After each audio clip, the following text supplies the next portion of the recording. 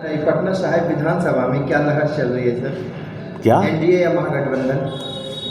पूरे बिहार भर में एनडीए की लहर है और वही स्थिति पटना साहिब में भी है, क्योंकि जिस तरह से एनडीए की सरकार नीतीश कुमार जी के नेतृत्व में बिहार में विकास का काम किया है और विकास की धारा जिस तरह से बहाई गई है बिहार में, तो उससे तमाम आम लोगों को के अंदर ये भावना है कि जो समझते थे कि बिहार का विकास असंभव है, जिस तरह 90 के दौर में बिहार की स्थिति हो गई थी, पूरे देश भर में बिहार की बदनामी होती थी और लोगों को पलायन होने के लिए मजबूर होना पड़ा था बिहार से, क्योंकि नौकरी की कोई संभावना बिहार में नज़र नहीं आती थी। लगातार महागठबंधन के लोग बोल रहे हैं पटना साहिब जो है विधानसभा वो 25 से 30 साल पीछे चली गई है, कोई विकास नहीं हुआ, जो जाम की स्थिति थी व्यवसाय के लिए वही पड़ी हुई है। जो भी 20 साल पहले अगर जो बिहार छोड़ के गए हैं, जो पटना साहिब छोड़ के गए हैं, अब वो वापस आते हैं तो इनका बदला हुआ रूप देखकर पूरी तरह से आश्चर्यजनक जो है आश्चर्य व्यक्त करते हैं कि किस तरह से 20 वर्षों में पटना साहिब का कायाकल्प हुआ है। आप कभी अंदाज़ा लगा सकते थे कि जाम में हम लोग 2-2 घंटे 3-3 घंटे फंसे रहते थे तब पटना पहुंचते थे।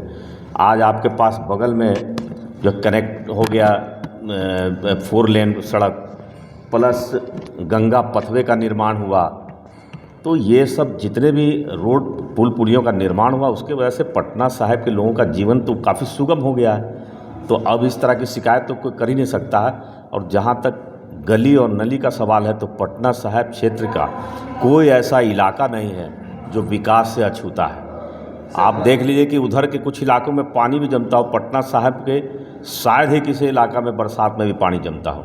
तो ये है पटना साहिब का विकास का मानक, जो उसका फ़ायदा हमको 30 वर्षों से मिल रहा है और आने वाले समय में भी पटना साहिब में उसी आधार पर भारतीय जनता पार्टी को वोट मिलेगा। विधानसभा में राजनाथ सिंह का एक जनसभा होते थे, उसमें बोले कि हथियार बनाने का, गोला बनाने का, बारूद बनाने का, सेमी कंडक्टर एक पार्क बनाया जाएगा बिहार में, जो एक हब होगा, डेवलप किया जाएगा।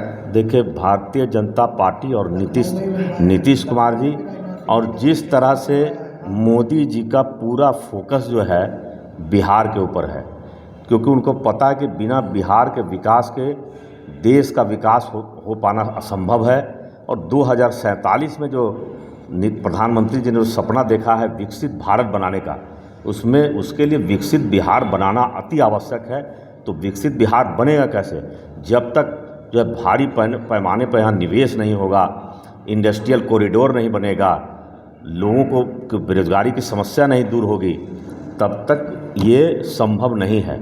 तो उसी ओर प्रधानमंत्री जी का भी फोकस है कि बिहार को विकास के पायदान पर देश के बड़े जो गुजरात, पंजाब और साउथ के राज्यों के समकक्ष लाना है, और उसी पर उनका फोकस है। यही कारण है कि 11 वर्षों में उन्होंने 13 लाख करोड़ रुपये बिहार के ऊपर खर्च किया है।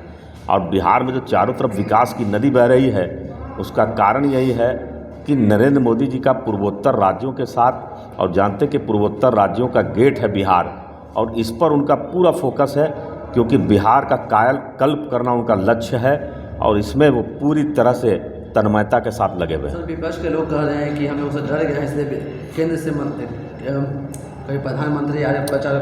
नहीं, हमारी जहाँ पर भी हम लोग जब चुनाव लड़ते हैं, भारतीय जनता पार्टी हमारी राष्ट्रीय पार्टी है, तो हम लोग कहीं भी जहाँ भी चुनाव लड़ते हैं तो उसमें समस्त देश भर के कार्यकर्ता का उस प्रदेश में जुटान होता है।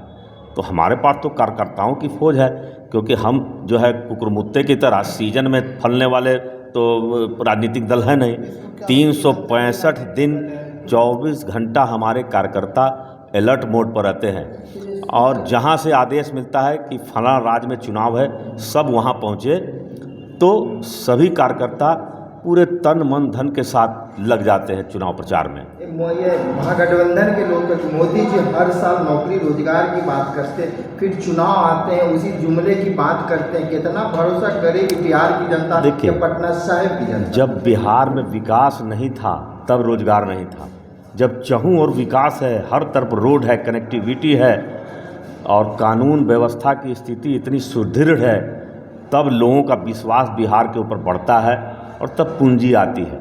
और यही कारण है कि अब सब बड़े बड़े उद्योगपति जो है बिहार में पूंजी लगाने के लिए तैयार हुए हैं। और इस बार जब एनडीए की सरकार बनेगी तो आप देखेंगे कि बिहार में 5-6 लाख करोड़ से ज़्यादा का निवेश 2-3 ही बड़ी बड़ी कंपनी कर देगी।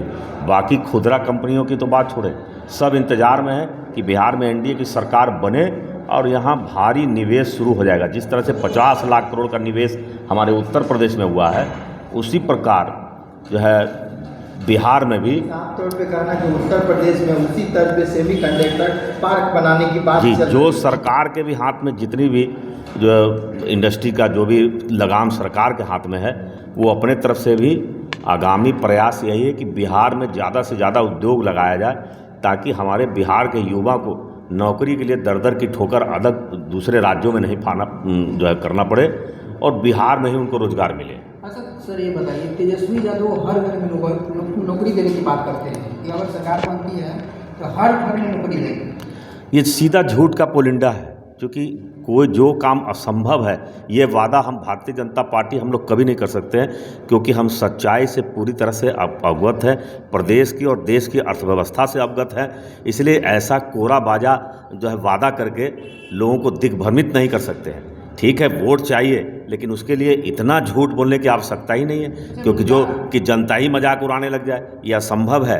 क्योंकि उस कार्यक्रम के लिए अभी हमारे बड़े नेताओं ने बताया कि बिहार का बजट 3,15,000 करोड़ का है और इस काम से बिहार को लगभग 12 से 13 लाख करोड़ की आवश्यकता होगी, तो पैसा कहाँ से आएगा? तो ये सब जो असंभव चीज़ें हैं, उसमें क्या है कि जितने भी समझदार लोग हैं इसको मजाक का पात्र बना रहे हैं, कि इसीलिए लोग 9वीं पास या 7वीं पास का जो उनको जो है उन पर जो नारा फेंकते हैं, उसका कारण यही है कि आप बेसिर पैर की बातें करेंगे तो लोग ना तो उस पर विश्वास करेंगे और हंसेंगे भी। तो इस तरह की कोरा वादा जो है करना ही नहीं चाहिए, जो कभी पूरा नहीं हो सकता। विपक्ष सवाल उठा रही है सर कि नरेंद्र मोदी रोड शो हुआ नरेंद्र मोदी का, उसमें मुख्यमंत्री रहे, क्यों, क्या कारण था कि मुख्यमंत्री मैंने एनडीए के जो है सपोर्टिंग में नहीं थे? आखिर क्या कि मुख्यमंत्री जी रोज 3-4 सभा कर रहे हैं और उम्र भी है, तो थकावट जो है, बहुत जगह रैली वगैरह करके आते हैं तो, और शरीर स्वास्थ्य सब कुछ देखना पड़ता है, तो इसलिए उसको कोई बहुत बड़ा मुद्दा बनाने की आवश्यकता नहीं है, क्योंकि एनडीए का गठबंधन काफ़ी मजबूत है और नीतीश कुमार जी के नेतृत्व में हम लोग चुनाव लड़ रहे हैं और चुनाव के बाद पूरी बहुमत के साथ एक बार फिर नीतीश कुमार जी को हम लोग को मुख्यमंत्री बनाना है। क्या कहना चाहेंगे सर?